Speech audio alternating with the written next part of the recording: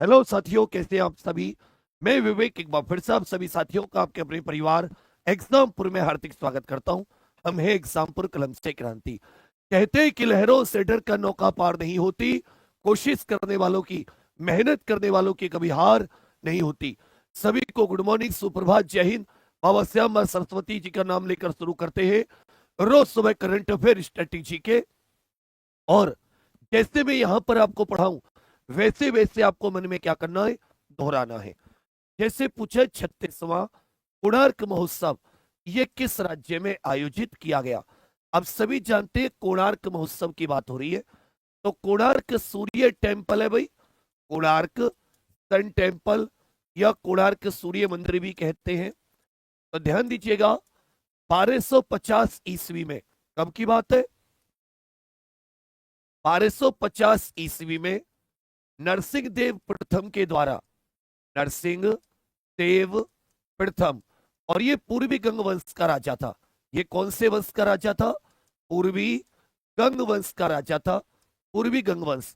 कोणार्क सूर्य मंदिर 1250 ईस्वी में नरसिंह देव वन, पूर्वी गंग वंश के राजा के द्वारा इसका निर्माण कराया गया। ये उड़ीसा के पुरी में स्थित है। ये कहां पर स्थित है, उड़ीसा के पुरी शहर में स्थित है। इसमें एक और चीज याद रखिएगा, इसको यूनेस्को विश्व विरासत स्थल, यूनेस्को विश्व विरासत स्थल का दर्जा 1984 में मिला। यूनेस्को विश्व विरासत स्थल का बना कोणार्क सूर्य मंदिर 1984 में। एक और चीज याद रखिएगा, रुपए 10 के नोट पर चित्र, रुपए 10 के नोट पर चित्र, जो कोणार्क सूर्य मंदिर है इसका कौन से रुपए के नोट पर चित्र है, सबके सब बताइए। और यहीं पर एक चीज बहुत इंपॉर्टेंट याद रखिएगा, एक पर इसको ब्लैक पगोड़ा भी कह देते हैं। इसको क्या कह देते हैं, ब्लैक पगोड़ा भी कह देते हैं। इसका एक उपनाम भी है जिसे ब्लैक पगोड़ा भी कह देते हैं। तो 36वां कोणार्क उत्सव कहां पर मनाया गया, उड़ीसा, जिसमें विधानसभा की 147, लोकसभा की 21 और राज्यसभा की 10 सीट है। विधानसभा की 147, लोकसभा की 21, राज्यसभा की 10। पूछेगा कोणार्क सूर्य मंदिर कब कंप्लीट हुआ, 1250 में। इसके द्वारा नरसिंह देव प्रथम, कौन से वंश का राजा था, पूर्वी गंग वंश, उड़ीसा के पुरी में। यूनेस्को ने कब विश्व विरासत स्थल का दर्जा दिया, 1984।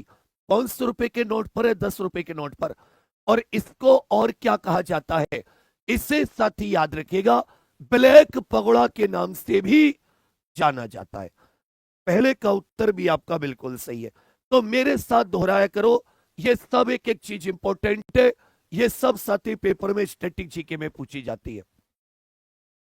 भूमि विवादों के त्वरित समाधान के लिए भूमि सुधार संवाद पहली ये किस राज्य सरकार ने शुरू की है, भूमि सुधार संवाद पहल ये किस राज्य सरकार ने शुरू की है।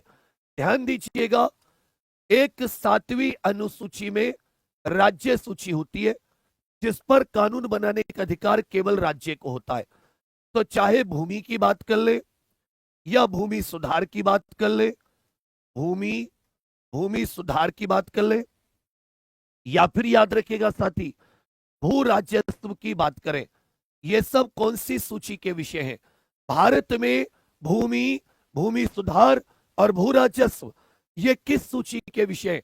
तो कहोगे सर ये राज्य सूची के विषय हैं। सभी को गुड मॉर्निंग, सुप्रभात। कि राहें जहां तक जाएंगी राहगीर वहां तक जाएगा, ये दरिया से क्यों पूछ रहे ये नीर कहां तक जाएगा।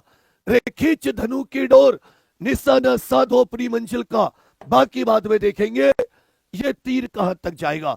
रे सुल्तान कर दे चढ़ाई। एक बार सभी छोटे भाई बहन इस क्लास के लिंक को शेयर कर देना अपने बड़े भैया के लिए। और एक एक चीज ऐसी खतरनाक पढ़ाऊंगा, याद करोगे। ऐसी एक स्कीम थी साथी, ये जो पहल शुरू की है ये बिहार ने शुरू की है। किसने, बिहार सरकार ने। ऐसी ही जैसे साथी व्यक्तियों को अपने घर का मालिकाना हक देने के लिए, जो आप जिस घर में रहते हैं उस घर का मालिकाना हक देने के लिए, या ये कह सकते हो घरौनी देने के लिए, एक केंद्र सरकार की योजना आई केंद्र सरकार की योजना स्वामित्व स्कीम। कौन सी स्कीम? स्वामित्व स्कीम। तो स्वामित्व स्कीम किससे जुड़ी है? इसमें गांव के जो क्षेत्र है उनका सर्वे होता है इंप्रूवाइज्ड टेक्नोलॉजी से विलेज एरियाज में।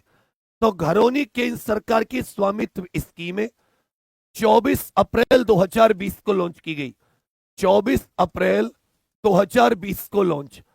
ये कब की गई? 24 अप्रैल 2020 को लॉन्च की गई है स्वामित्व स्कीम। ये भी केंद्र सरकार की भूमि विवादों को निपटारा हो जाए, लोगों को घरौनी मिल जाए, उस पर वो लोन आदि ले सके। ये बिहार सरकार ने शुरू की है। बिहार में याद रखिएगा 18वीं विधानसभा के अध्यक्ष कौन बने ये भी बताइए। नीतीश कुमार जी अभी बहुत चर्चा में। नीतीश कुमार जी बहुत चर्चा में। इन्होंने कितनीवीं बार सीएम पद की शपथ ली है? कितनीवीं बार इन्होंने सीएम पद की शपथ ली है? कौन सी बार इन्होंने सीएम पद की? इसी में आपको विधानसभा की, विधान परिषद की, लोकसभा की और राज्यसभा की सीट याद कर लीजिए। लोकसभा, राज्यसभा। तो देखिए 18वीं विधानसभा के अध्यक्ष प्रेम कुमार नाम के बने हैं। 18वीं विधानसभा अध्यक्ष कौन बने यहां के? प्रेम कुमार। इन्होंने 10वीं बार, कौन सी बार? सीएम पद की शपथ 10वीं बार। 243 विधानसभा, 75 विधान परिषद, लोकसभा की 40 और राज्यसभा की 16 सीट। कि भाई बिहार में लोकसभा की कितनी सीट है? 40, राज्यसभा की कितनी है? 16, विधान परिषद की कितनी है? 75 और विधानसभा की सीट कितनी है? 243। 243। 24 अप्रैल को भारत में राष्ट्रीय पंचायती राज दिवस मनाया जाता है। 24 अप्रैल को कौन सा दिन मनाया जाता है? राष्ट्रीय पंचायती राज दिवस। राष्ट्रमंडल खो खो चैंपियनशिप 2026 का आयोजन ये किस देश में किया जाएगा? कैसे राष्ट्रमंडल खेल होते, यहीं पर आपको बताना है कि पहले राष्ट्रमंडल खेल कहां और कब हुए। पहले राष्ट्रमंडल खेल कहां और कब हुए? पहले CWG भी कह सकते। 2030 के राष्ट्रमंडल खेल कहां पर होंगे? 2030 के राष्ट्रमंडल खेल कहां पर होंगे? लेकिन ये कंप्लीट राष्ट्रमंडल खेल की बात नहीं हो रही भैया। ये कंप्लीट राष्ट्रमंडल खेल की बात नहीं हो रही है। ये किसकी बात हो रही है?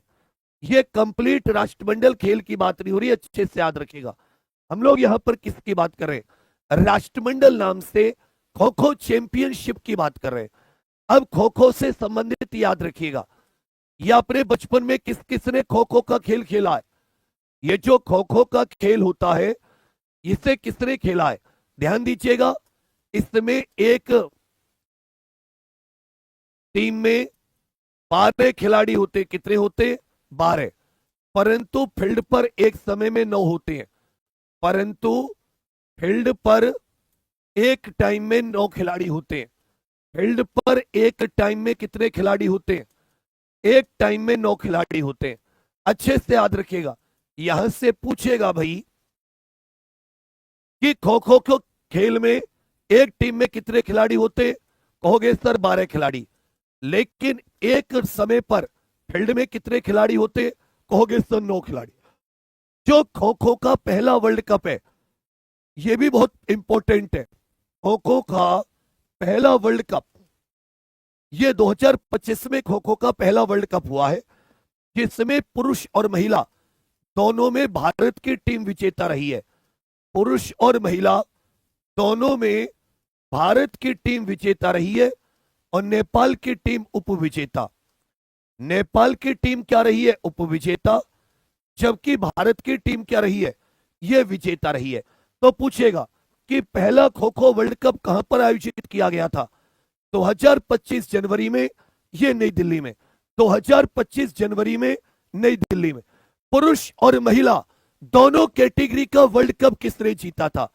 पुरुष और महिला ये दोनों कैटेगरी का वर्ल्ड कप किसने जीता? भारत ने। और दोनों में ही नेपाल को हराया। 2030 के राष्ट्रमंडल खेल कहां पर होंगे? कहोगे बड़े भैया जी अहमदाबाद में होंगे। जबकि पहले राष्ट्रमंडल खेल 1930 कनाडा के हैमिल्टन में हुए थे। कहां पर बाबू? कनाडा के हैमिल्टन में। कहां पर हुए थे? कनाडा के हैमिल्टन। तो राष्ट्रमंडल खो खो चैंपियनशिप 2026 का आयोजन भी भारत ही करेगा। 2026 राष्ट्रमंडल खो खो चैंपियनशिप का आयोजन भारत। एक टीम में कितने खिलाड़ी? कहोगे सर 12 खिलाड़ी। फील्ड पर एक बार में कितने? 9। पहला वर्ल्ड कप 2025 में खो खो का, नई दिल्ली। पुरुष और महिला में विजेता भारत। किसको हराया? नेपाल को। 2030 के राष्ट्रमंडल अहमदाबाद। और पहले राष्ट्रमंडल खेल 1930 में कनाडा के हैमिल्टन में। जनवरी 2026 से मुख्यमंत्री सेहत बीमा योजना ये किस राज्य में लॉन्च की जाएगी? मुख्यमंत्री सेहत बीमा योजना। मुख्यमंत्री से मैं आपको बताना है, प्रधानमंत्री जन आरोग्य योजना। किसको? प्रधानमंत्री जन आरोग्य योजना, ये पीएमजे योजना भी कह देते हैं। प्रधानमंत्री जन आरोग्य योजना ये आयुष्मान भारत मिशन का हिस्सा है। ये किसका हिस्सा है? कहोगे सर ये आयुष्मान भारत मिशन का हिस्सा है। आयुष्मान भारत मिशन में ये कैशलेस समझते हो? आपके पास नहीं है कोई बात नहीं, ये स्वास्थ्य बीमा है, मेडिकल हेल्थ इंश्योरेंस स्कीम है। प्रति परिवार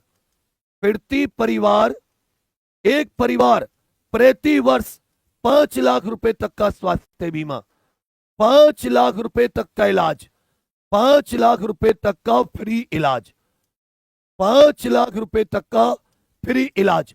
तो इसमें पूछेगा आप सभी से कि जो आयुष्मान भारत स्कीम है, जो साथी आयुष्मान भारत स्कीम है, आपसे पूछ लेगा भाई कि जो आयुष्मान भारत स्कीम है इसमें प्रति परिवार कितने लाख रुपए तक का इलाज होता है? इसमें प्रति परिवार कितने लाख रुपए तक का इलाज होता है? सबके सब बताइए। प्रति परिवार कहोगे सर 5 लाख रुपए तक का स्वास्थ्य बीमा।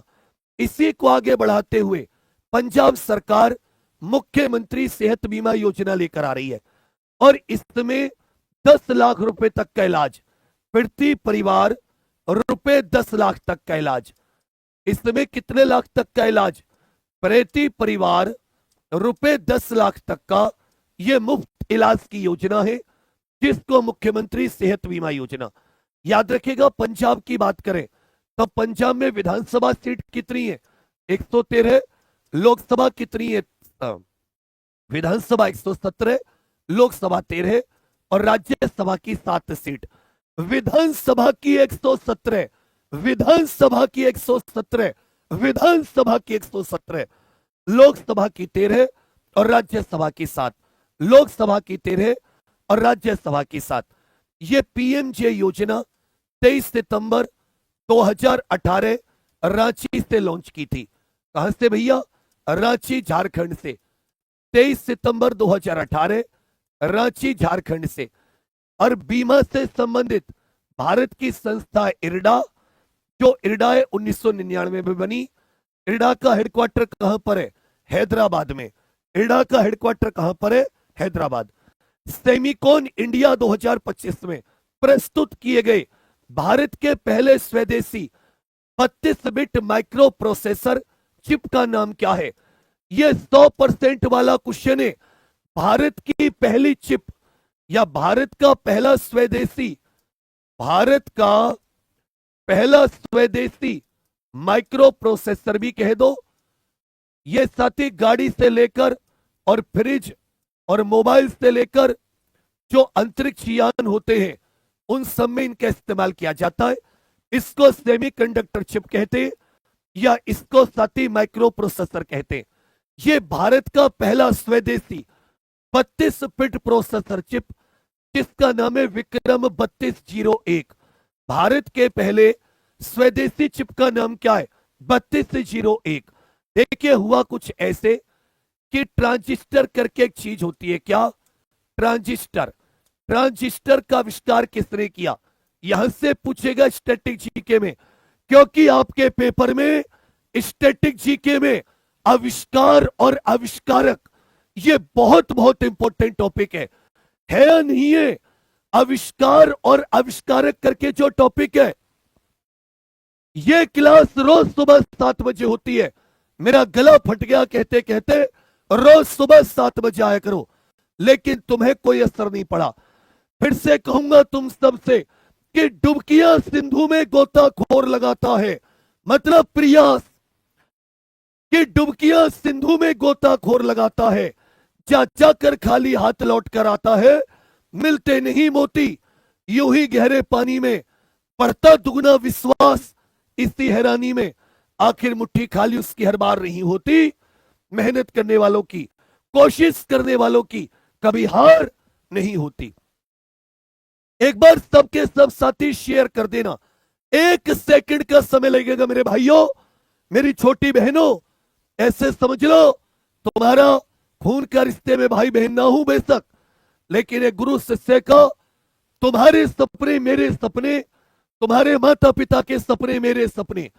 आज एक बार सबके सब इस क्लास के लिंक को जहां पर शेयर लगाए, क्लिक करोगे व्हाट्सएप आएगा, स्टेटस पे लगा लो, उतना काफी है, उतना काफी है गुरु दक्षिणा में। चलिए ट्रांजिस्टर की बात करें। ये थे, इसका नाम था जॉन बार्डीन, लिख लीजिएगा, जॉन बार्डीन करके व्यक्ति था। जॉन विलियम शॉकले करके व्यक्ति था, विलियम शॉकले, बहुत इंपॉर्टेंट पॉइंट लिखवा रहा हूं। और वाल्टर ब्रिटेन करके व्यक्ति था, वाल्टर ब्रिटेन करके व्यक्ति था। इन तीनों ने ट्रांजिस्टर का आविष्कार किया। 1956 में इनको फिजिक्स का नोबेल मिला। इसी ट्रांजिस्टर, लाखों करोड़ों ट्रांजिस्टर एक छोटी सी चिप पर, पहले विश्व के पहली चिप या विश्व का पहला माइक्रो प्रोसेसर कह लो, विश्व का पहला माइक्रो प्रोसेसर, विश्व का पहला माइक्रो प्रोसेसर कह लो, या विश्व की साथी पहली चिप कह लो। 1971 में 4 बिट की थी, कितने की? 4 बिट की। इसका नाम था इंटेल 4004। सबके सब कमेंट में लिखकर बताएंगे वर्ल्ड की पहली चिप का नाम क्या था, वर्ल्ड की पहली चिप का नाम। इसके फ्रेडरिक फेगिन, फ्रेडरिक फेगिन करके एक व्यक्ति था, टेड हॉफ करके एक व्यक्ति था, इनके द्वारा साथी इसको बनाया गया था। जबकि भारत का पहला स्वदेशी क्या है? 3201। भारत का पहला स्वदेशी semiconductor micro processor chip Vikram 3201। Transistor John Bardeen, William Shockley, Walter Britain. 1956 में नोबेल। जबकि वर्ल्ड का पहला माइक्रो प्रोसेसर चिप 1971 में 4 बिट इंटेल 4004, फ्रेडरिक फेगिन और टेड हॉफ के द्वारा, फ्रेडरिक फेगिन और टेड हॉफ के द्वारा। प्रधानमंत्री आवास योजना 2.0 के कार्यान्वयन में तेजी लाने के लिए यह किस अभियान की शुरुआत की है? प्रधानमंत्री आवास योजना, शहरी की बात हो रही है, शहरी 2.0। ध्यान दीजिएगा भैया, यह प्रधानमंत्री आवास योजना, प्रधानमंत्री आवास योजना, यह 2 क्षेत्र की योजना है, एक शहरी क्षेत्र की भी है और एक ग्रामीण क्षेत्र की भी है। प्रधानमंत्री आवास योजना ये 2 क्षेत्र की योजना है, एक शहरी क्षेत्र की और एक, याद रखिएगा भैया, ये ग्रामीण क्षेत्र की योजना है, शहरी और ग्रामीण। ध्यान दीजिएगा, ग्रामीण क्षेत्र की जो योजना है ये अप्रैल 2016 से लॉन्च की गई, जबकि शहरी क्षेत्र की जो योजना है ये याद रखिएगा आपकी जून 2015 से। ये कब से? जून 2015 से। ये ग्रामीण विकास मंत्रालय की है, ये शहरी विकास मंत्रालय की है। तो प्रधानमंत्री आवास योजना शहरी 2.0 के क्रियान्वयन में तेजी लाने के लिए अंगीकार 2025 अभियान की शुरुआत की गई है। किसकी भैया? अंगीकार 2025। पूछेगा आप सभी से, अंगीकार 2025 अभियान ये किससे जुड़ा है? कहोगे सर प्रधानमंत्री आवास योजना शहरी 2.0। प्रधानमंत्री आवास योजना, अगर ग्रामीण की बात करें, आप समतल इलाकों में घर बना रहे हो तो 1,30,000 रुपए का ये साथी अनुदान देती है सरकार, 1,20,000 रुपए का, और अगर पहाड़ी क्षेत्र में बना रहे हो तो 1,30,000 रुपए का अनुदान देती है, जबकि शहरी वाले में सरकार सत्ती, इंटरेस्ट इत्यादि पर छूट देती है, छूट देती है।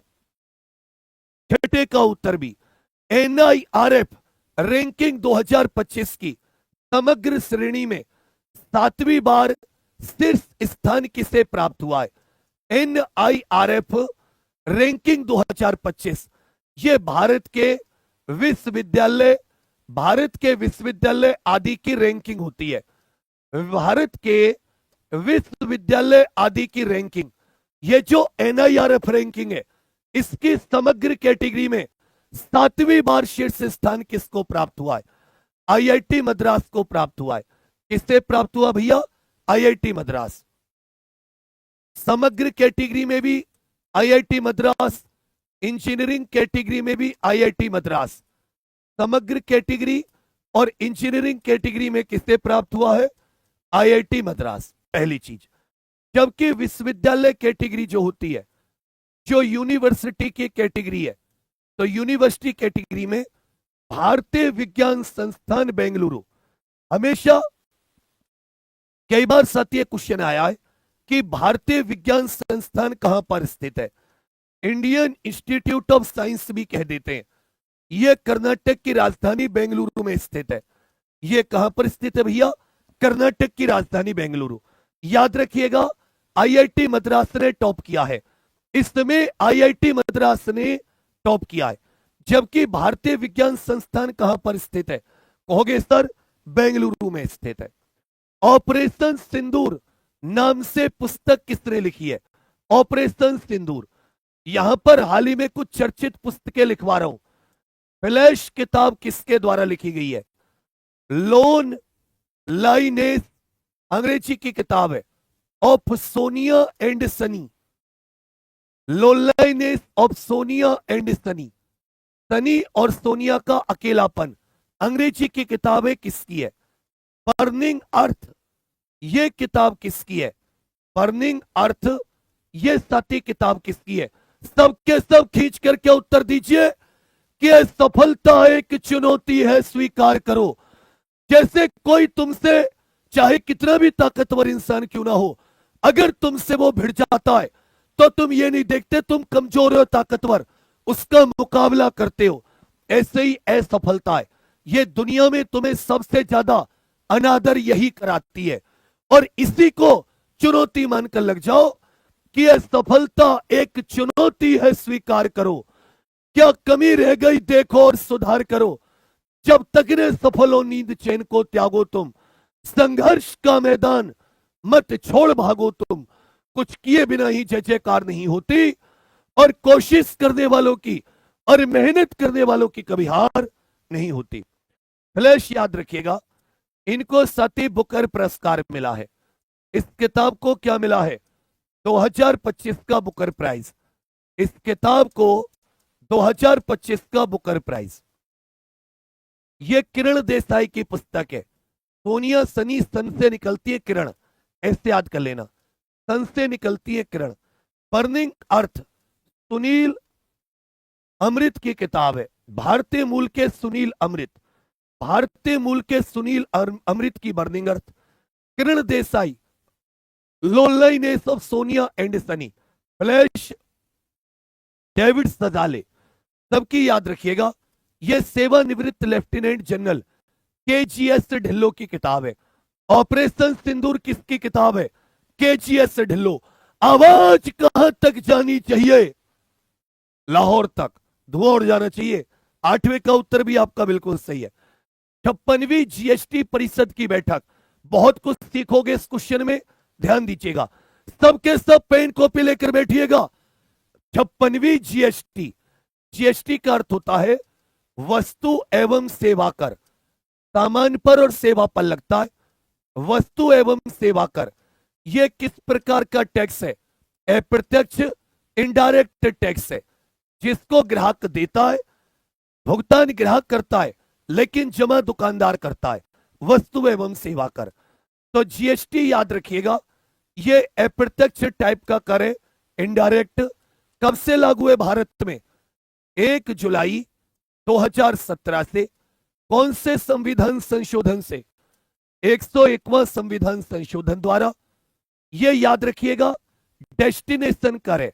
ये कैसा करे? डेस्टिनेशन, मतलब बिल्कुल अंतिम मंजिल पर लगता है, डेस्टिनेशन कर है। और हमारा जो डबल मॉडल है, ये हमने किससे अपनाया है? डबल मॉडल हमने कनाडा से अपनाया है, कनाडा से। ध्यान दीजिएगा, इसमें अनुच्छेद, संविधान में संशोधन करके एक अनुच्छेद 279 ए जोड़ा गया, जिसमें एक परिषद आती है, जीएसटी परिषद। जीएसटी परिषद में 33 सदस्य होते, अध्यक्ष सहित। इनमें से अध्यक्षता कौन किसके द्वारा की जाती है? केंद्रीय वित्त मंत्री के द्वारा। जीएसटी परिषद के अध्यक्ष कौन होते हैं? सबके सब बताइए। जीएसटी परिषद के अध्यक्ष कौन होते हैं? केंद्रीय वित्त मंत्री। टोटल कितने अध्यक्ष सहित? 33। जीएसटी परिषद का गठन कौन से अनुच्छेद से? अनुच्छेद 279 है। मुझे बताइए, क्या जीएसटी एक संवैधानिक संस्था मानी जाएगी? क्या जीएसटी परिषद एक संवैधानिक संस्था मानी जाएगी? यस या नो? इसमें ध्यान दीजिएगा, इसकी 56वीं बैठक ये नई दिल्ली में आयोजित हुई, नई दिल्ली में, जिसमें जीएसटी में सुधार के लिए कदम उठाए गए। सुधार के लिए कदम, इसको जीएसटी 2.0 कहा गया है, या नेक्स्ट जेन जीएसटी। इसको जीएसटी 2.0 या अगली पीढ़ी का जीएसटी। इसमें जहां पहले साथी 4 दर हुआ करती थी जीएसटी की, उसके स्थान पर 2 सामान्य दर रही है। एक साथी इसमें रही आपकी, क्या बोलते हैं, 5%, और एक रही है 18%। जबकि तंबाकू इत्यादि ये जो खतरनाक प्रोडक्ट होते हैं, इन पर साथी अलग से 40%। तो जीएसटी की वर्तमान में कितनी स्टैंडर्ड रेट है? जीएसटी के वर्तमान में 2 स्टैंडर्ड रेट है। और ये जो जीएसटी सुधार है, ये कब से लागू हुए? 22 सितंबर 2025 से। 22 सितंबर 2025 से। लिखकर बताइए कि जीएसटी 2.0 या जीएसटी के नए सुधार ये कब से लागू हुए? जीएसटी के नए सुधार ये 22 सितंबर 2025 से। कब से भैया? 22 सितंबर, क्योंकि संविधान के अनुच्छेद के द्वारा इसका गठन हुआ है। तो ये एक संवैधानिक संस्था है। ये कैसी संस्था है? संवैधानिक संस्था है। लेवाइस ने अपना नया वैश्विक ब्रांड एम्बेसडर किसे नियुक्त किया है? लेवाइस एक जींस कपड़े की कंपनी है। इसमें लिखिए, जींस का आविष्कारक। जींस का आविष्कार किसने किया था? जींस पहनते हो ना, ब्लू कलर की, काले कलर की, अलग अलग रंग की जींस होती है। तो जींस का आविष्कार 1853 में लेवी स्ट्रॉस करके एक व्यक्ति था। कौन था? Levi Strauss. लिख के बताइए सबके सब, जींस का आविष्कार किसने किया है? यह क्वेश्चन पूछा जा चुका है ऐसे कैसे ही। तो लेवी स्ट्रॉस करके एक व्यक्ति था, जिसने 1853 में जींस का आविष्कार किया था। इसने आलिया भट्ट को ग्लोबल ब्रांड एम्बेसडर, इसी में आपको बताना है, T20 world cup 2026, T20 world cup 2026 का ब्रांड एम्बेसडर, पीएनबी का ब्रांड एम्बेसडर, पीएनबी का ब्रांड एम्बेसडर बताइए। T20 वर्ल्ड कप 2026 का ब्रांड एम्बेसडर, पीएनबी का ब्रांड एम्बेसडर। तो रोहित शर्मा 2026 के T20 world cup, Rohit Sharma 2026 के T20 वर्ल्ड कप के ब्रांड एम्बेसडर। जबकि पीएनबी की कौन बनी है?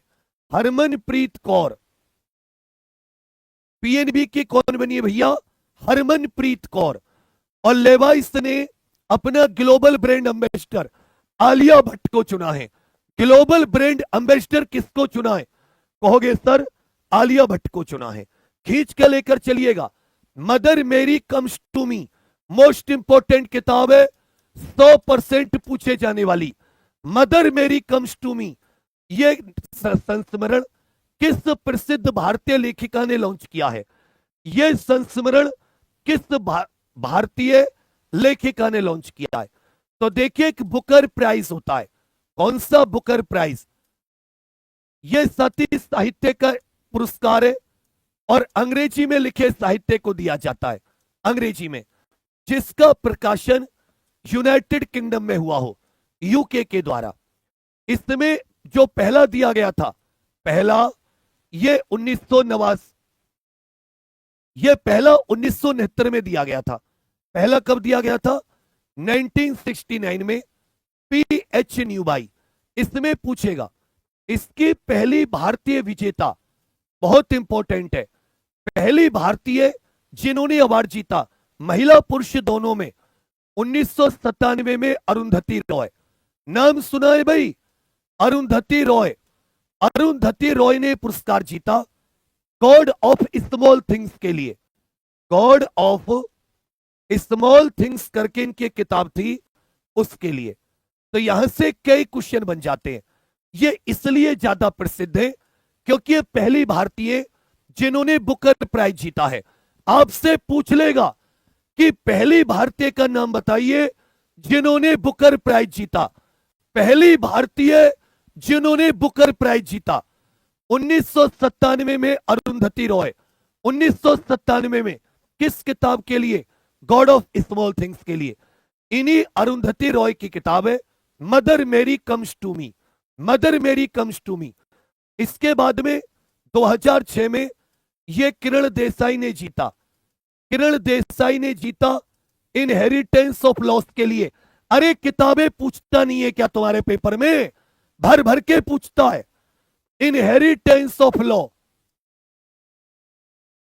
इनहेरिटेंस ऑफ लॉस कुछ करके कुछ ऐसी किताब थी।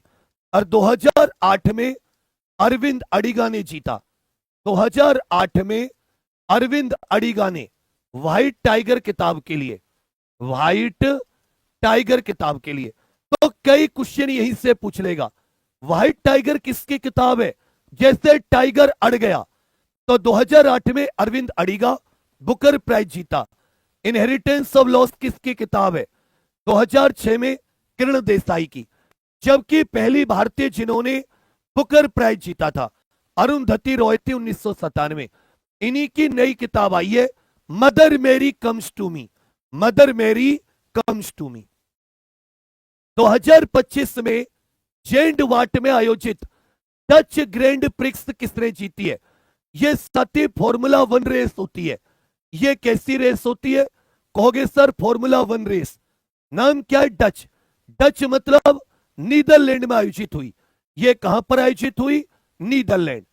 डच याद रखिएगा, यह नीदरलैंड के लोगों को कहते हैं। कहां के लोगों को? नीदरलैंड। नीदरलैंड की राजधानी है एम्स्टर्डम। नीदरलैंड की राजधानी क्या है? एम्स्टर्डम। जबकि नीदरलैंड की मुद्रा क्या हो जाती है? कहोगे सर यूरो मुद्रा है। ऑस्कर पियास्त्री, ऑस्कर पियास्त्री करके, तो ऑस्कर ने यह नीदरलैंड की डच ग्रैंड प्रिक्स जीती है। नीदरलैंड की डच ग्रैंड प्रिक्स। नीदरलैंड की राजधानी क्या हो जाती है? एम्स्टर्डम। मुद्रा हो जाती है यूरो। इसी का शहर है हेग, जहां पर अंतरराष्ट्रीय न्यायालय। इसी का शहर है हेग, जहां पर अंतरराष्ट्रीय न्यायालय, जिसमें 15 जज और 9 साल का कार्यकाल। भाई अंतरराष्ट्रीय न्यायालय में कितने जज होते हैं? अंतरराष्ट्रीय न्यायालय में कितने जज होते हैं? कहोगे बड़े भैया जी 15 जज, 9 साल का कार्यकाल। भारत का पहला गिद्ध संरक्षण पोर्टल, पोर्टल माने वेबसाइट, गिद्ध संरक्षण पोर्टल, यह किस राज्य में लॉन्च किया गया है? मोस्ट इंपॉर्टेंट एक पॉइंट याद कर लीजिएगा। उत्तर प्रदेश का पहला, उत्तर प्रदेश का पहला गिद्ध संरक्षण केंद्र, उत्तर प्रदेश का पहला गिद्ध संरक्षण केंद्र, यह कहां पर इसका उद्घाटन किया गया? इसका उद्घाटन कहां पर किया गया? और यह साथी एशियन किंग वल्चर, एक गिद्ध की प्रजाति होती है एशियन किंग गिद्ध, उसका है। देखिए भारत में गिद्ध संरक्षण, गिद्ध संरक्षण यह 2006 से शुरू हुआ है। एक डिक्लोफिनेक करके दवा होती है। कौन सी दवा? डिक्लोफिनेक। ये गिद्धों की तबाही का कारण है। जैसे गिद्ध क्या है, मांस खाते हैं, जो जीव जंतु पशु मर जाते हैं, जैसे कोई पशु, जो पालतू पशु होते हैं वो मर गए, जैसे कोई भैंस आदि, उसको फेंक देते हैं। तो भैंस के जो इंजेक्शन लगाते हैं डिक्लोफिनेक के, जब उस मांस को गिद्ध खाता है तो गिद्ध की भी मृत्यु हो जाती है। तो उत्तर प्रदेश का पहला, ये कैंपियरगंज महाराजगंज डिस्ट्रिक्ट में, उत्तर प्रदेश के कहां पर, महाराजगंज में, गिद्ध महाराज के लिए उत्तर प्रदेश के महाराजगंज जिले में एशियन किंग वल्चर के लिए यह पहला गिद्ध संरक्षण केंद्र। लेकिन यहां पर पोर्टल की बात है। किसकी बात है? पोर्टल की। यह असम सरकार ने शुरू किया है। भाई गिद्धों के लिए अलग से एक वेबसाइट कह सकते हो, गिद्धों के लिए आप साथी एक अलग वेबसाइट कह सकते हो। जो गिद्ध होते हैं इनके लिए अलग से जो वेबसाइट है ये असम सरकार ने शुरू की है। किसने शुरू की है? असम। इनकी एक हाल ही में श्रद्धांजलि योजना भी है, श्रद्धांजलि योजना। तो विधानसभा की 126 सीट है, लोकसभा की 14 और राज्यसभा की याद रखिएगा यहां पर 7 सीट हो जाती है। लोकसभा की कितनी हो जाती है? 60। असम में विधानसभा की 126, लोकसभा की 14 और राज्यसभा की 7 सीट। लोकसभा की, ये दवा का नाम पूछ लेगा। कौन सी दवा? ज्ञान भारतम अंतरराष्ट्रीय सम्मेलन, ये कहां पर आयोजित किया गया? ज्ञान भारतम अंतरराष्ट्रीय सम्मेलन, तो याद रखिएगा नई दिल्ली में। ज्ञान भारतम अंतरराष्ट्रीय शिखर सम्मेलन, ये आपके पेपर का बहुत इंपॉर्टेंट टॉपिक है। बच्चा 8000 में 200 की कमी रह गई है। मैं कहना नहीं चाहता था, लेकिन अगर एक बार तुम सबका साथ मिला, एक बार तुम सबका साथ मिला तो धुआं उड़ा देंगे, जिसे क्या कहते हैं? धुआं। बहुत इंपॉर्टेंट है इसमें, क्योंकि याद रखना, हो गई है पीर परवसी पिघलनी चाहिए, इस हिमालय से फिर कोई गंगा निकलनी चाहिए। सिर्फ हंगामा फैलाना मेरा मकसद नहीं, मेरी कोशिश से ये सूरत बदलनी चाहिए। और मेरे सीने में ने सही, तेरे सीने में सही, मेरे सीने में ने सही, तेरे सीने में सही। लगी हो आग कहीं भी, वो नौकरी की आग लगनी चाहिए। हम सब की मिलकर कोशिश है, ये सूरत बदलनी चाहिए। एक बार जिस भी साथी ने शेयर नहीं किया है, सब के सब अपने व्हाट्सएप पर एक बार जरूर, तुरंत के तुरंत बच्चा, खून पसीना लगा दूंगा। लोग तो कहते पसीना, मैं कह रहा हूं खून मिला दूंगा उसमें और फिर लगा दूंगा। चलिए नई दिल्ली, ज्ञान भारतम, यह राष्ट्रीय विरासत के संरक्षण से संबंधित है। राष्ट्रीय विरासत के संरक्षण से संबंधित, राष्ट्रीय विरासत संरक्षण से संबंधित। इसी में आपको बताने 2-3 चीजें। एएसआई का गठन कब हुआ? आर्कियोलॉजिकल सर्वे ऑफ इंडिया का गठन कब हुआ है? इससे पहले एक संस्था हुआ करती थी, एशियाटिक सोसाइटी ऑफ बंगाल। इसकी स्थापना किसके द्वारा कब की गई है? Asiatic society of Bengal, Asiatic society of Bengal की स्थापना, एशियाटिक सोसाइटी ऑफ बंगाल की स्थापना। यह एक साथी प्राचीन संस्था है, प्राचीन संस्था है। 1784 में विलियम जोन्स के द्वारा, इसके द्वारा, विलियम जोन्स के द्वारा, जो एशियाटिक सोसाइटी ऑफ बंगाल करके है, इसकी स्थापना किसने की है? कहोगे sir, Asiatic society of Bengal, Asiatic society of Bengal, इसकी स्थापना सन 1784 में कलकत्ता में किसके द्वारा की गई थी? विलियम जोन्स के द्वारा। कहां पर? कहोगे सर, कोलकाता में।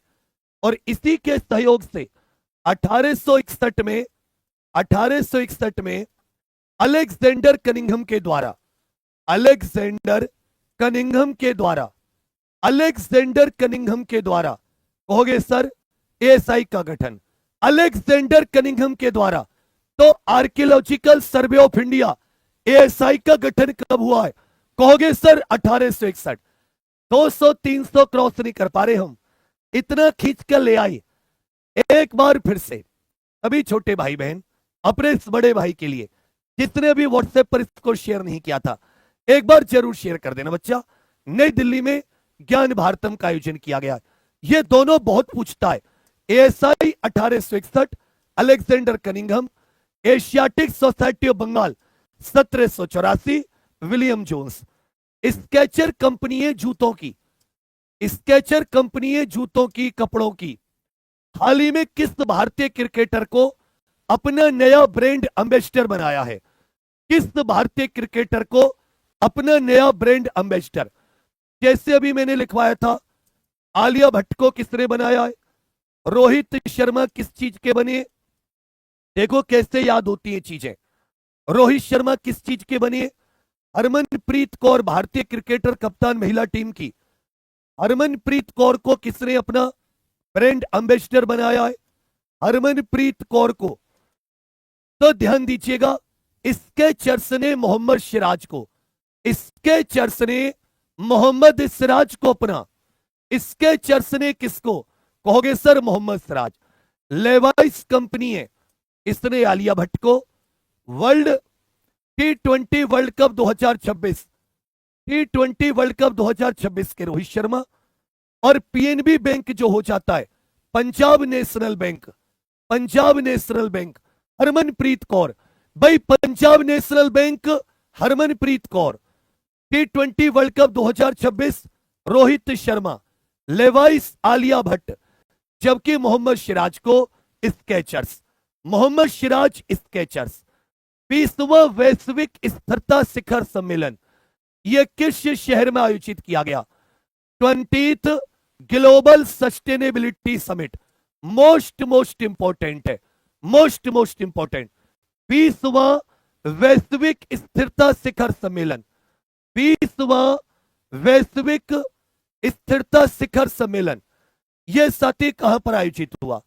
20वां स्थिरता शिखर सम्मेलन। यह असल में जलवायु स्थिरता को लेकर था, जलवायु और पर्यावरण स्थिरता को लेकर, जलवायु और पर्यावरण स्थिरता। इसका आयोजन नई दिल्ली में हुआ है। इसका आयोजन कहां पर किया गया है? कहोगे सर नई दिल्ली में। आप अंतरराष्ट्रीय पर्यावरण दिवस बताइए। अंतरराष्ट्रीय पर्यावरण दिवस कब मनाया जाता है? इसी में आपको जलवायु कार्रवाई दिवस भी बताना है। जलवायु कार्रवाई दिवस कब होता है? यह बहुत इंपॉर्टेंट है। जलवायु कार्रवाई दिवस यह आपको बताना है साथी। जो क्लाइमेट एक्शन डे होता है, जो क्लाइमेट एक्शन डे मनाया जाता है, जिसे जलवायु कार्रवाई दिवस भी बोल देते हैं, जिसे जलवायु कार्रवाई दिवस। तो इसको याद करने के लिए लिख लेना, जिस दिन संयुक्त राष्ट्र दिवस होता है। यह लिखवाया हुआ है मैंने 2-3 दिन पहले। जिस दिन संयुक्त राष्ट्र दिवस होता है, पोलियो दिवस होता है, उसी दिन जलवायु कार्रवाई दिवस। जबकि 5 जून को पर्यावरण दिवस, 5 जून को पर्यावरण दिवस। कपास किसान एप्लीकेशन लॉन्च किए जाने का मुख्य उद्देश्य क्या है?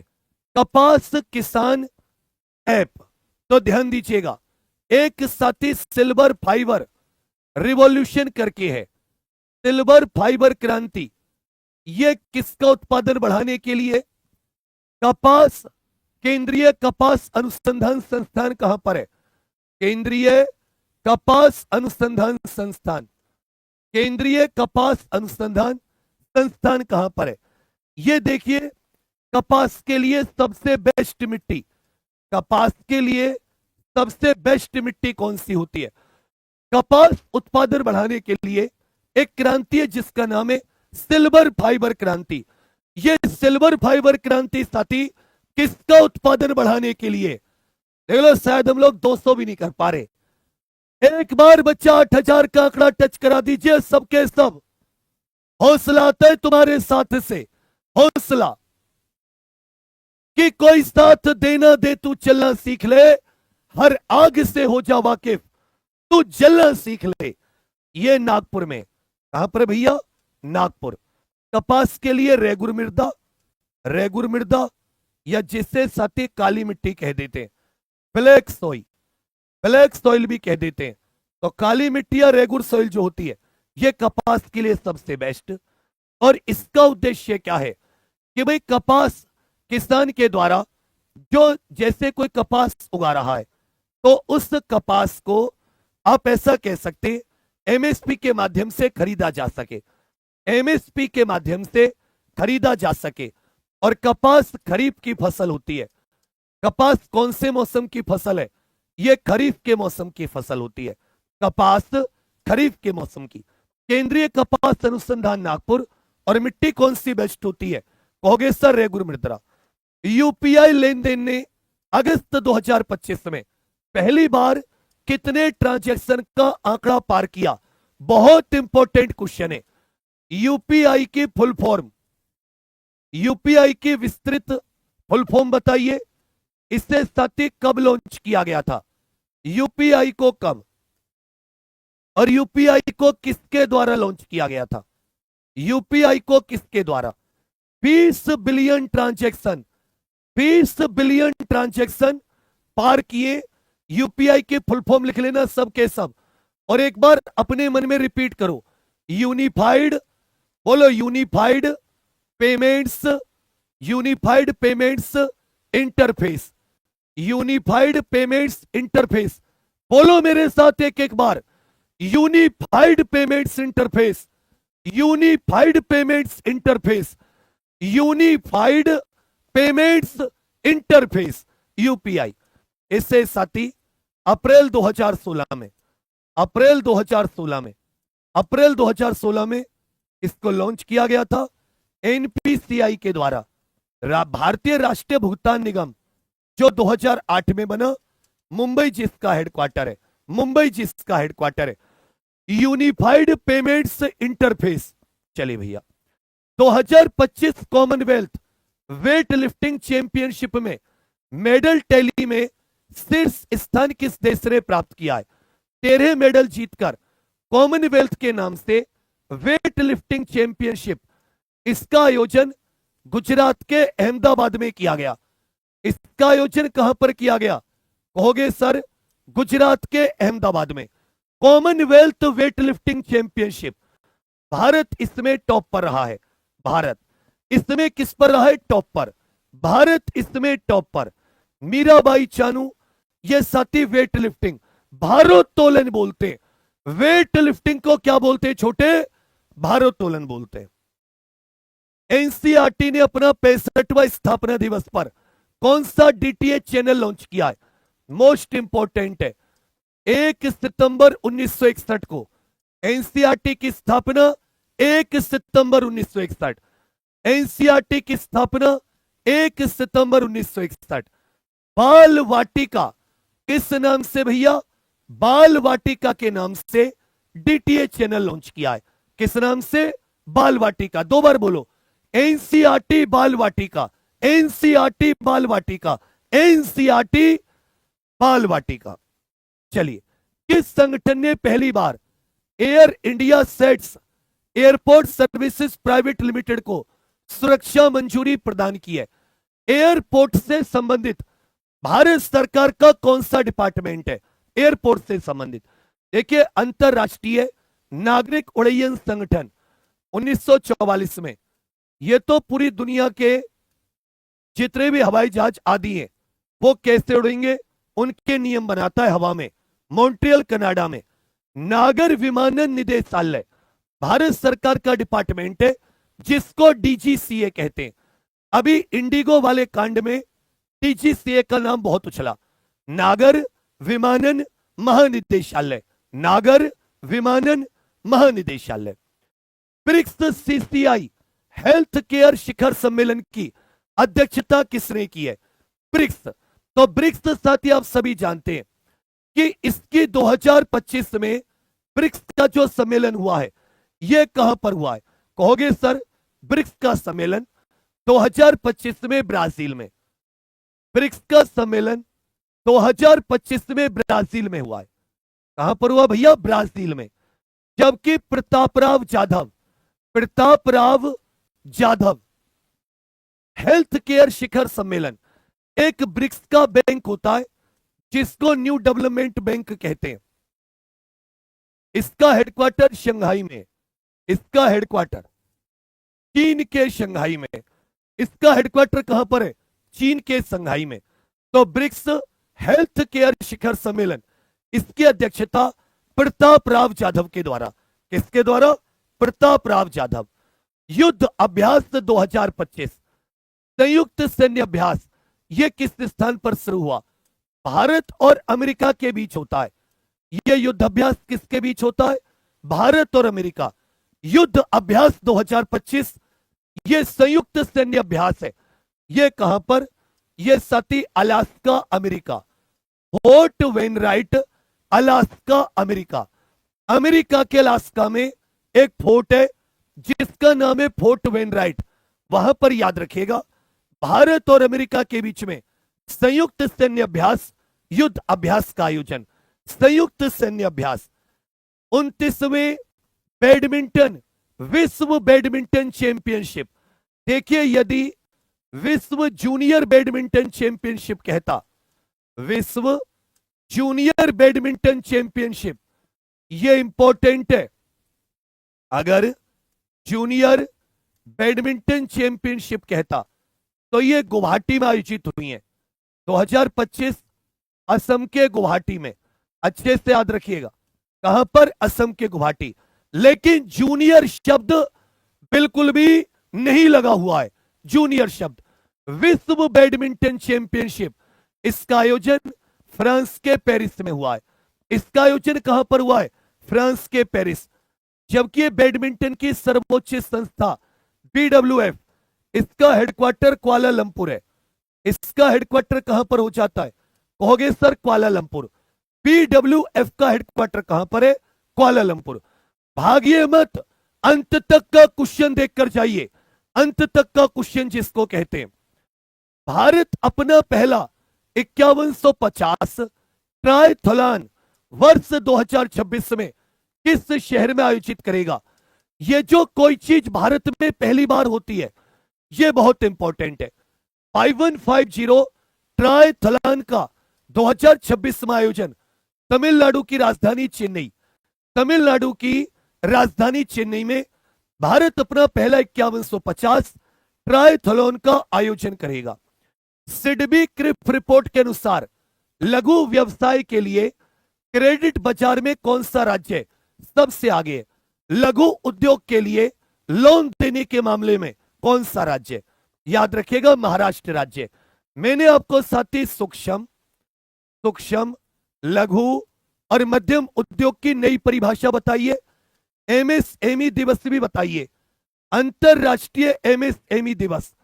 तो एक तो होता है आपने निवेश कितना किया है, और एक आपका टर्नओवर कितना है।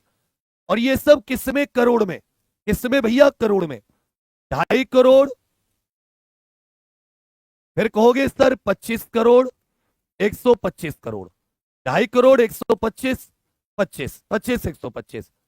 Turnover 10 crore, turnover 100 crore, turnover 500 crore.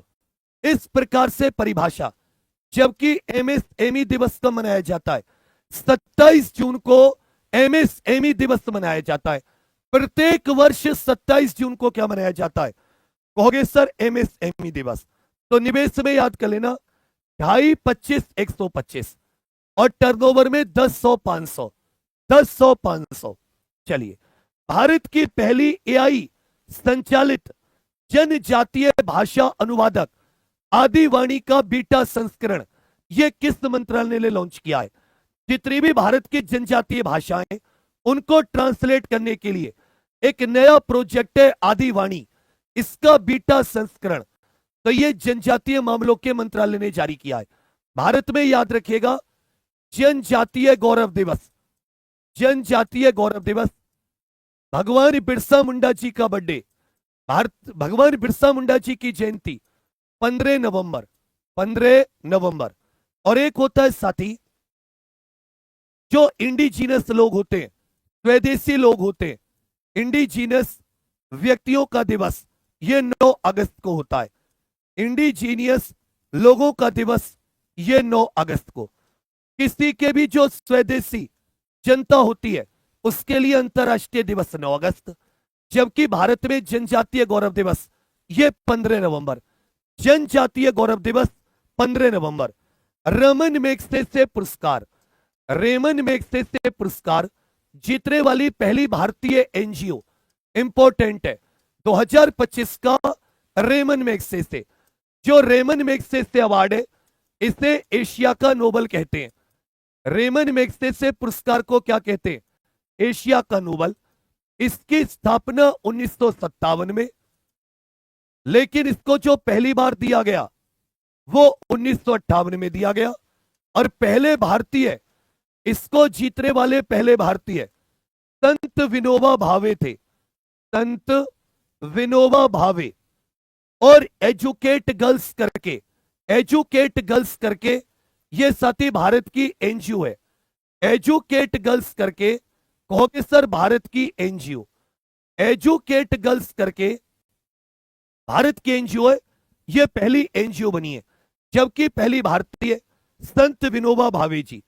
1 सितंबर 2025 को 29वें नियंत्रक महालेखागार के रूप में यह किसे नियुक्त किया गया है? यह साथी कंट्रोलर जनरल, एक तो होता है कैग, एक होता है महालेखागार। कैग का पद अलग होता है और यह पद साथी आपका अलग हो जाता है। तो टीसीए कल्याणी याद रखिए। कैग संवैधानिक संस्था है, अनुच्छेद 148 से 6 वर्ष या 65 वर्ष। 16वें एशियाई शूटिंग चैंपियनशिप में किस देश ने सबसे ज्यादा पदक जीते? तो याद रखिएगा चीन ने। देखिए टोटल स्वर्ण पदक की बात हो रही है, यह चीन ने सबसे ज्यादा जीते। 16वीं एशियाई शूटिंग चैंपियनशिप प्रतियोगिता में, 16वीं एशियाई शूटिंग चैंपियनशिप प्रतियोगिता, शूटिंग चैंपियनशिप प्रतियोगिता, शूटिंग चैंपियनशिप प्रतियोगिता यह कजाकिस्तान में आयोजित हुई है। यह कहां पर आयोजित हुई है? कजाकिस्तान में, याद रखिएगा। कजाकिस्तान जिसकी राजधानी अस्ताना है। अब साथी यहां पर आप सभी को कुछ रिवीजन करा रहा हूं, भागना मत। रिवीजन के बिना मत जाना, यह सारा रिवाइज हो जाएगा। स्वदेशी लोगों का दिवस कब मनाया जाता है? अंतरराष्ट्रीय स्वदेशी लोगों का दिवस, अंतरराष्ट्रीय स्वदेशी लोगों का दिवस। जलवायु कार्रवाई दिवस, रिपीट करिए मेरे साथ, जलवायु कार्रवाई दिवस कब मनाया जाता है? जलवायु कार्रवाई दिवस। गॉड ऑफ स्मॉल थिंग्स किसकी पुस्तक है? गॉड ऑफ स्मॉल थिंग्स किताब किसकी है? व्हाइट टाइगर किताब किसकी है? व्हाइट टाइगर ये किताब साथी किसकी है? व्हाइट टाइगर किताब किसकी है? इसी में आपको बताना है आईसीएओ कहां का, इसका हेडक्वार्टर कहां पर है, पीडब्ल्यूएफ का हेडक्वार्टर कहां पर है, अंतरराष्ट्रीय न्यायालय कहां पर स्थित है, अंतरराष्ट्रीय न्यायालय कहां पर स्थित है। चलिए 25 क्वेश्चन करके जाया करो, बहुत कुछ सीखने का मौका मिलेगा। और जितने नए साथी हैं वो सब्सक्राइब जरूर कर लेना। पहले रेमन पुरस्कार प्राप्त करता भारतीय, रेमन पुरस्कार प्राप्त करता भारतीय का नाम बताइए। रेमन पुरस्कार।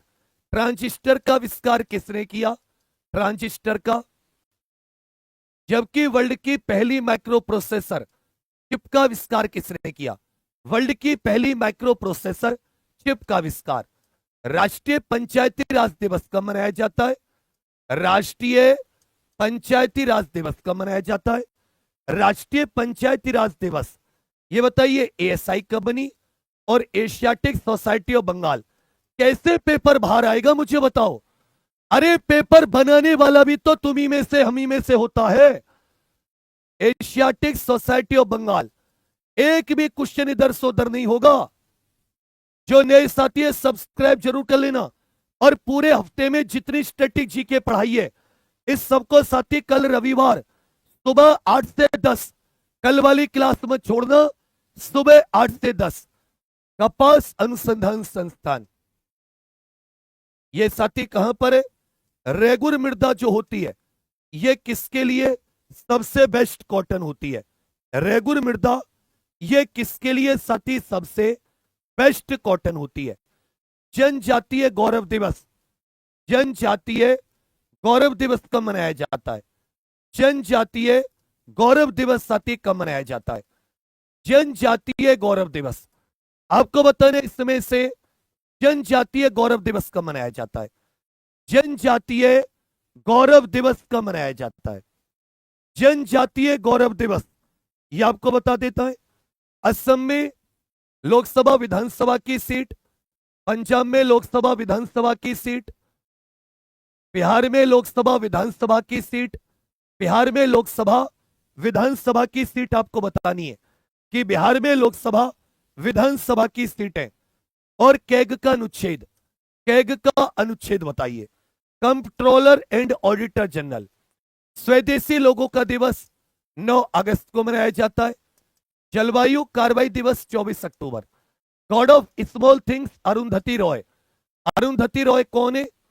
जिन्होंने, भैया याद रखिएगा, पहला बुकर पुरस्कार जीतने वाली भारतीय। व्हाइट टाइगर अरविंद अडिगा, इसने 2008 में बुकर प्राइज जीता। आईसीएओ मॉन्ट्रियल कनाडा इसका हेडक्वार्टर है, मॉन्ट्रियल कनाडा। पीडब्ल्यूएफ बैडमिंटन, ये कुआलालंपुर में, मलेशिया की राजधानी। आईसीजे हैग में 15 जज होते, 9 साल का कार्यकाल। रमन मैग्सेसे, संत विनोबा भावे 1958 में जीता। Transistor William Shockley, Walter Britain और जॉन बार्डिन के द्वारा 1956 में नोबल। फ्रेडरिक फेगिन टेड हॉफ के द्वारा इंटेल 4004, पहली चिप 1971 में। राष्ट्रीय पंचायती राज दिवस 24 अप्रैल। ASI 1861, Alexander Cunningham. Asiatic society of Bengal 1784, William Jones. कपास अनुसंधान नागपुर, रेगुर मृदा, इसमें कपास के लिए सबसे बेस्ट होती है। जनजातीय गौरव दिवस 15 नवंबर। असम में याद रखिएगा 126, 14 और 7। पंजाब 113, 117, 13, 6। बिहार 243, 75, 40, 16। कैग अनुच्छेद 148। कैग क्या हो जाता है कहोगे सर? अनुच्छेद 148। कैग क्या हो जाता है कहोगे सर? अनुच्छेद 148। 117, 13, 7। पंजाब में राज्यसभा 7 होती है, पंजाब में राज्यसभा 7। अब बताइए आज की क्लास कैसी लगी? एकदम बिल्कुल ऑनेस्टी, बिल्कुल ईमानदारी से। ये याद होने लगा, नहीं होने लगा? जैसे जैसे मैं पढ़ाता हूं वैसे वैसे मन में दोहराओगे, जितना मन में दोहराओगे उतना याद होगा। तो पूरे हफ्ते करंट आधारित जीके, और साथ ही कल संडे को सुबह 8 से 200 क्वेश्चन कराऊंगा केवल स्टैटिक जीके के। तो जिसने भी साथी अभी सब्सक्राइब नहीं किया है, सबके सब सब्सक्राइब कर लेना एग्जाम्पल को। इस वीडियो को जिसने लाइक नहीं किया जरूर कर लेना, ना करो तो भी कोई बात नहीं है। और साथी जिसने भी शेयर नहीं किया है अपने व्हाट्सएप पर शेयर जरूर करके जाना। इसका जो ध्यान दीजिएगा, इसका PDF exam pro official application के फ्री सेक्शन में मिलता है। और हैंड रिटन हमारे बहुत ही कम फीस में बैच होते, जैसे होमगार्ड का अंतिम प्रयास बैच, जीडी का, यूपी कांस्टेबल का मात्र 199 रुपए में, शंखनाद, इन सब में इसका हैंड रिटन भी, जिसमें जितनी जानकारी एक्स्ट्रा होती है ये सब साथी हैंड रिटन में करा देता हूं। तो जो भी होमगार्ड की तैयारी कर रहे हो आपके आस पड़ोस, उन्हें कहना मात्र 99 में एग्जाम प्रो ऑफिशियल एप्लीकेशन पर अंतिम प्रयास से तैयारी करें। जो बच्चे तैयारी कर रहे हैं, इंडिया का सबसे बड़ा बैच है बच्चा, उनसे पूछ लीजिए। सब्सक्राइब सबके सब कर देना। और कमेंट तुमने कल बहुत प्यारी प्यारी की है, बहुत अच्छा लगा। आज तुम्हें फिर से कमेंट करनी है और तुम्हें बताना है साथी स्वामित्व। तुम्हें चलो एक हल्का सा क्वेश्चन देता हूं, मलेशिया की राजधानी आपको बतानी है। एक होमवर्क क्वेश्चन दे देता हूं कि मलेशिया की राजधानी कौन सी है। मलेशिया की राजधानी मुद्रा, आपको साथी मलेशिया देश की राजधानी और मुद्रा बतानी है। यह होमवर्क का क्वेश्चन है। सबके सब कमेंट करके जरूर बताना क्लास कैसी लगी। और इस होमवर्क क्वेश्चन को जिनकी एप्लीकेशन पर क्लास है तुरंत एप्लीकेशन पर चले जाओ। हम लोग साथ ही इंतजार कर रहे हैं, जैसे यूपी कांस्टेबल की वैकेंसी आएगी तुरंत के तुरंत इवेंट करूंगा। सबके सब लाइव आ जाना पूरी इवेंट को देखने। बच्चा मेरी पूरी कोशिश है, थोड़ी सी एनर्जी ज्यादा है, कभी कभी तुम्हें मुझ पर गुस्सा आता होगा, पर मैं माफी चाहता हूं। मैं एनर्जी नहीं रखूंगा ना, मैं पढ़ा नहीं पाऊंगा। तो सबके सब मन से मेहनत कीजिए, इस बार माता पिता का नाम रोशन करना है। होमवर्क के क्वेश्चन का आंसर आपके कमेंट का वेट करूंगा। बाकी आप सभी के लिए बहुत सारी शुभकामनाएं। और कल क्या है? कल है भैया कंप्लीट स्ट्रेटेजी के का रिवीजन। थैंक यू आप सभी का, धन्यवाद बाबू, बहुत बहुत मुझ पर भरोसा करने के लिए। मैं सरस्वती बाबा श्याम से में पूरी हमेशा प्रार्थना करूंगा कि आप लोगों को सफलता जरूर दें। थैंक यू, जय हिंद।